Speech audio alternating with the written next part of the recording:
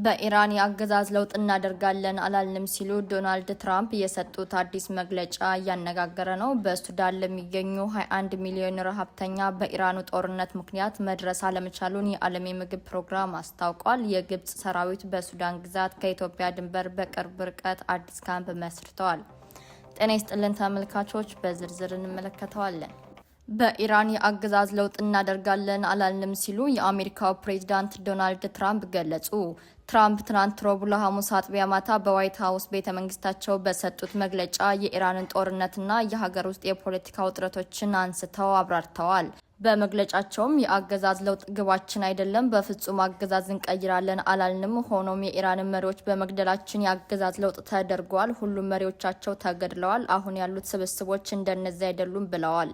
የኢራን ተልዕኳችንን ከሞላ ጎደል አጠናቀናል ያሉት ትራምፕ ወደ ድንጋይ ዘመን ቀይረናታል ሲሉም ተደምጠዋል። የኢራን የባህር ኃይልና የአየር ኃይልን መደምሰሳቸውንም ጠቅሰዋል። በአንጻሩ ከኢራን ብቻ ሳይሆን ከአሜሪካውያን የጂኦፖለቲካ ተንታኞች አለፍ ሲልም ከአሜሪካ ኮንግረስ አባላት በኩል የሚሰነዘሩ ትንታኔዎች ትራምፕ ከሚሉት የሚቃረኑ ናቸው። እንደ ተንታኞች ከሆነ ትራምፕ ከእስራኤል ጋር በመተባበር ጦርነቱን ሲጀምሩ ይዘዋቸው የተነሱ ሁለት ዋና ዓላማዎችን አላሳኩም። እንደውም አንድ ተጨማሪ የድል ዕዳ ውስጥ ገብተዋል።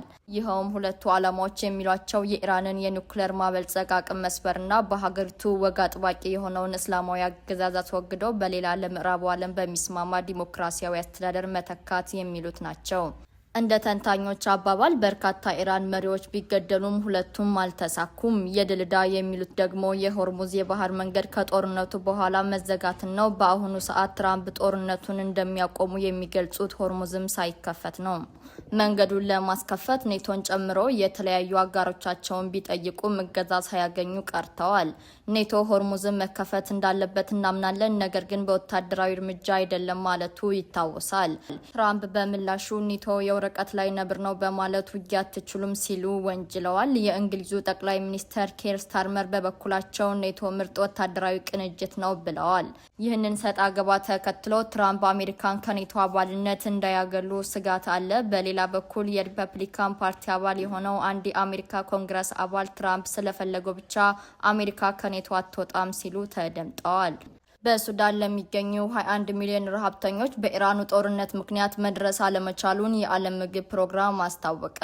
በሱዳን ብሔራዊ ጦርና ፈጥኖ ደራሽ ኃይሉ በሚያደርጉት የእርስ በርስ ጦርነት ምክንያት በርካታ ዜጎች ከቀያቸው ተፈናቅለዋል። በዚህም 41 ከመቶ የሚሆኑ የሀገሪቱ ነዋሪዎች በረሃብና በድህነት ስጋት ላይ ወድቀዋል። ከአንድ ወር በፊት የጀመረው የኢራን አሜሪካና እስራኤል ጦርነት ደግሞ የእርዳታ ማጓጓዝ ሂደቱን በማስተጓጎል ረሃቡ እንዲባባስ ማድረጉን የዓለም ምግብ ፕሮግራም ፋኦ አስታውቀዋል።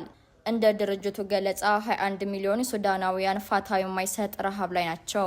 ለሱዳን ልዩ ኒውትሪሽን ያላቸው ምግቦች ያስፈልጋሉ። እናቶችና ህጻናት በጣም ተጎድተዋል። ለዚህም ቫይታሚን ያስፈልጋቸዋል። በሚኒራል የበለጸጉ ምግቦችም ያስፈልጋቸዋል። ለዚህ በፓኪስታን የሰራነው አለ፣ ሆኖም በጦርነቱ ምክንያት ማምጣት አልቻልንም ብለዋል የፋኦ የአቅርቦት ዳይሬክተር።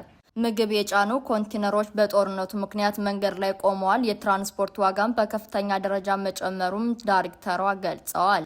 ቀይ ባህርና የኤደን ባህር ሰላጤን የሚያገናኘው ባብ-ኤል መንዴብም የባህር ወሽመጥ በሁቲ ታጣቂዎች ስጋት ላይ በመግባት ቀይ ባህር የሚገኘው የሱዳን ወደብ ምግቦችን ለማጓጓዝ አለመቻሉን ጠቅሰዋል። የግብጽ ሰራዊት በሱዳን ግዛት ከኢትዮጵያ ድንበር በቅርብ ርቀት አዲስ ካምፕ አቋቋመ።